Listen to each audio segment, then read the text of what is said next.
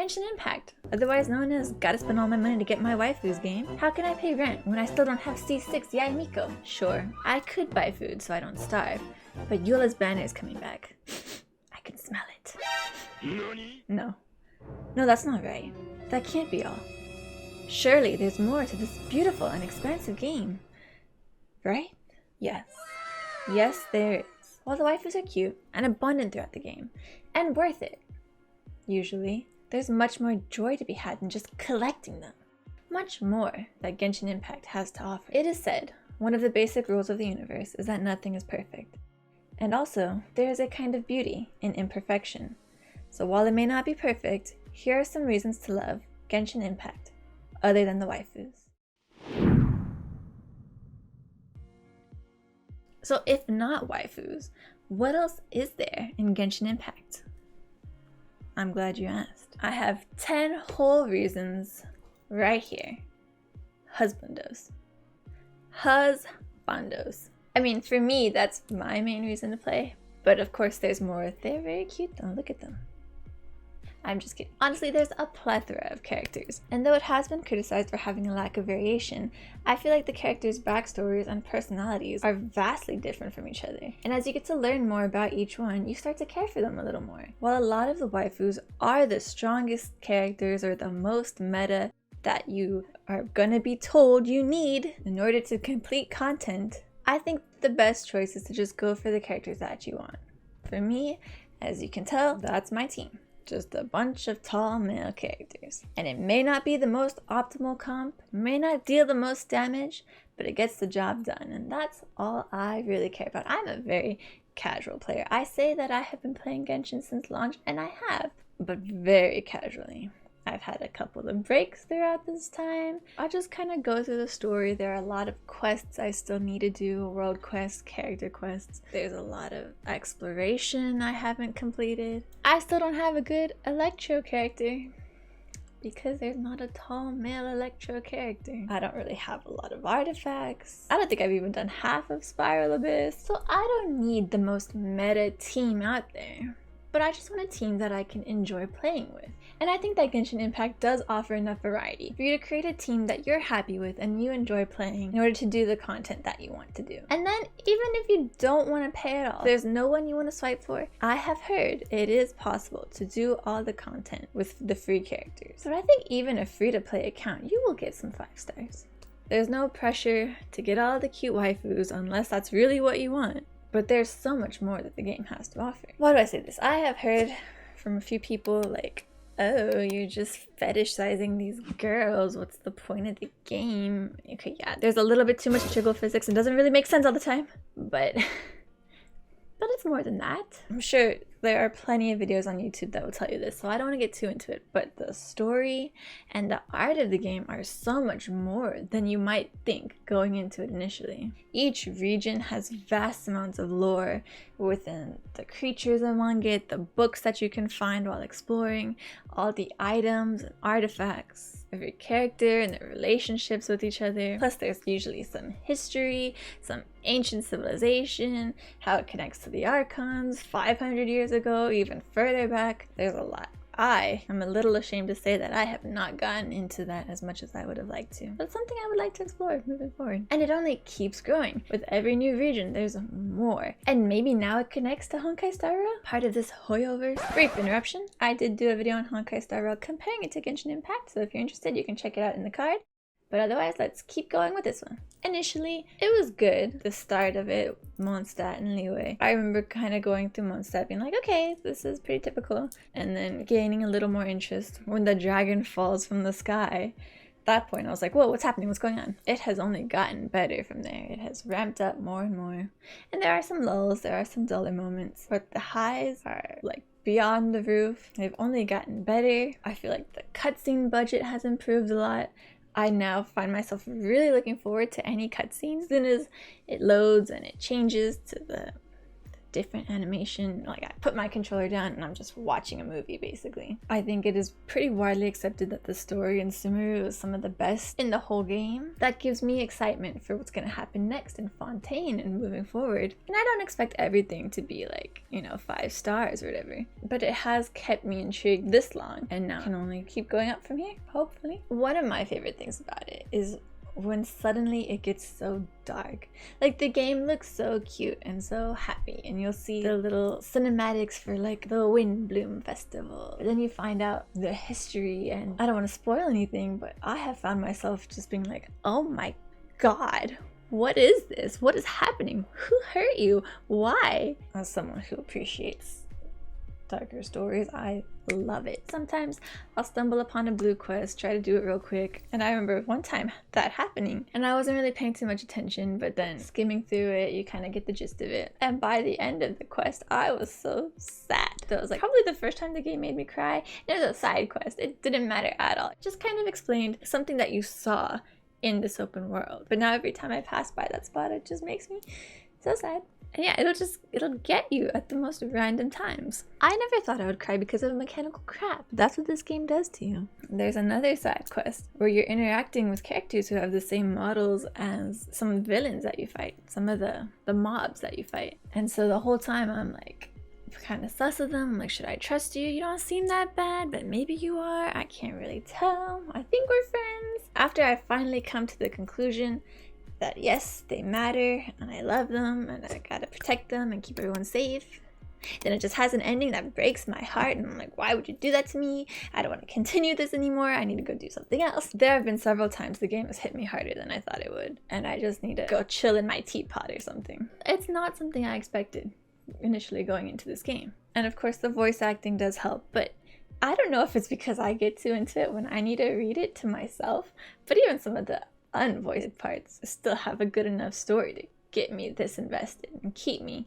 engaged. And of course the graphics are so pretty, the lighting. This is kind of dumb, but every time you change the clock, I just love watching the sun move in the sky and how the shadow affects everything that you're looking at. The music has just gotten better and better. It was never bad, but I think as it's progressed, it's done well to really help identify where you are or what's happening. The way that each character has their own song, or certain boss battles have some epic music. It all really helps to sell the world and get you into the moment and into these stories. Probably all by design to help you swipe for those characters. But again, you can very much appreciate it without the swiping. And of course, now that they have these symphonies and live performances of the music, it's become such a big part of the game, and it's very easy to get lost in it. Sometimes I just pause the game and let the music play, you know? I'll be honest, I haven't been the best player. Like I said, I've been pretty casual, taking breaks, but I find that it's very fun to come back to and just kind of binge a lot of story. That's when I think I can enjoy it the most, when there's a lot of story to binge. Because then you just get through the lulls really quickly and boom, get that big climax, that big payoff at the end. Now, as for the gameplay, it's very fun. There's so much you can do, so much variety. And of course, that depends on how many characters you have.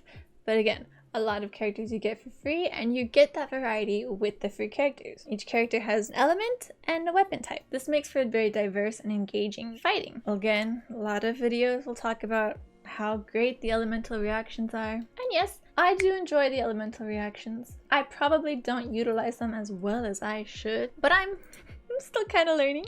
You know, 3 years later, I like to get my shield up and then throw in some hydro, and then we get some blooms going and then burn them for the virgin. That's pretty much all I do. Initially, we do a lot of freezing, vaporizing. Of course, it depends on where you are, the enemies and things like that. With all that in mind, then you have your claymores or your bows or your catalyst. If you want to be more range and not really get all up close and personal, you can focus on being a bow and a catalyst. Or if you just want to whack things with a sword, you can do it with a big sword or with a small sword or with a polearm. Plus, each of these specific weapons have their different uses while you're exploring throughout the world. Maybe there's a big pile of rocks you need to smack with your claymore, or there's a target you have to hit with your bow. It's not like anything is useless. Each of them has a purpose and a reason to want to include them in your team, one of your teams at least. And of course, as fun as the fighting is, there's even more to the game than that. You have your exploration, your collecting, your crafting, the puzzles. I find myself greatly enjoying puzzles. Oftentimes as you're exploring the world, you will see those chests with the red barrier around it, red circle around it. Usually it means you need to defeat some enemies. If there are no enemies around, there's probably a puzzle. Sometimes I enjoy that a little more. But of course, walking some fungi around isn't too bad either. No fungus among us. I don't like mushrooms. In general, I like doing puzzles. So doing them in a game is very satisfying, and it offers some difference in the play. Sometimes you could go try to grind through all the floors of Spiral Abyss, or you can go do some puzzles in the exploration and get some Prima Gems for it. Either way is correct, you know? There's no wrong way to play the game. Also, there's the Genius Invocation TCG, the trading card game within the game. It's a whole new thing you can do where you're still using elemental interactions. It's almost like a turn-based game in the game. Plus, each event has different mini games. There's sometimes a rhythm game, sometimes a cooking game, or a Mario Maker. The game offers a lot of different ways to play. It's not all just action. As I've previously stated, this game does a lot to get you to love the characters. And part of that are the events that they hold. Quite often, actually. Each major event will come with its own story. You'll get to interact with different characters, maybe see different crossovers or meetups of characters that you've met along your journey that it's like surprising that suddenly they're all here together now. And oftentimes it offers more story and even sometimes more lore. I feel like the events are very fun to play. They offer pretty good rewards, and it's something you can always rely on to be there. I'm not saying there is always an event every single second of every single day, but they are pretty consistent in the times that they're released. Every patch will come with different events, and they're not always the major events. You'll have like your major event and some smaller events, but still a lot of opportunity to get these good rewards or to practice using your characters. I feel like each event usually gives you enough time to do it.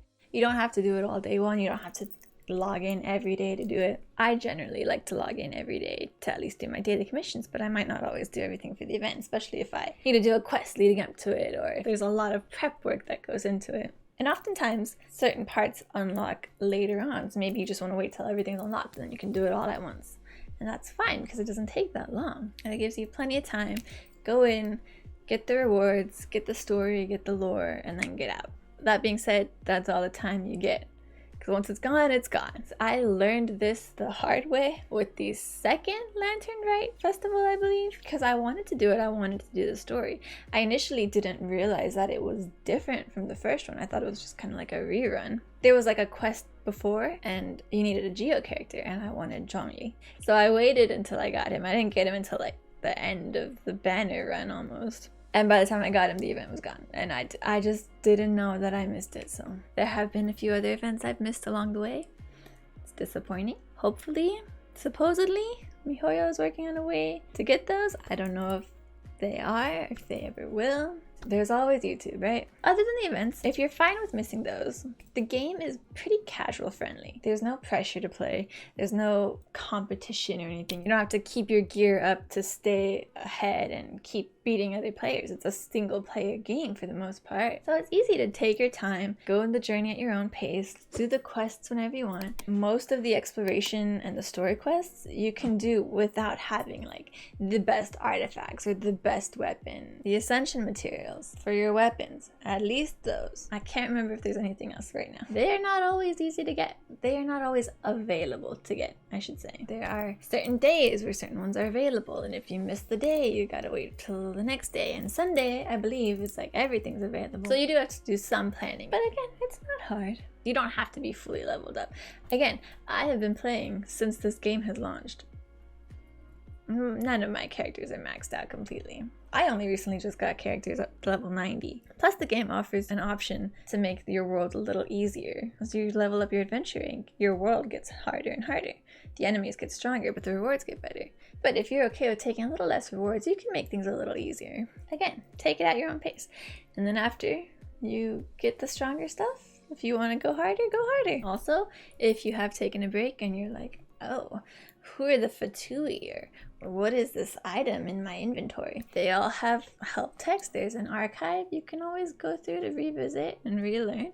I believe it also archives the quest dialogue, so you can look at that too. Listen to it even. I have never had the complaint of not having endgame content because I just don't get to the endgame. For me, that's a big reason why I've enjoyed the game. I play it very casually. I play most games very casually, but I've been able to keep up generally for the most part with this one, despite what anybody tells you. Do whatever you want. Do what makes you happy. At the end of the day, I feel like Genshin Impact is very much the kind of game where you get as much out of it as you put into it. And I don't mean money. Not necessarily. If you take your time to appreciate all the smaller details and enjoy the game at your own pace, it can prove to be a very worthwhile experience.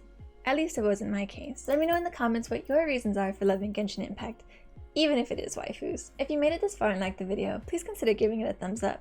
And if you want to hear me raving more about shows, movies, or games, click that subscribe button and the bell to get all alerts. Hope to see you guys in my next video.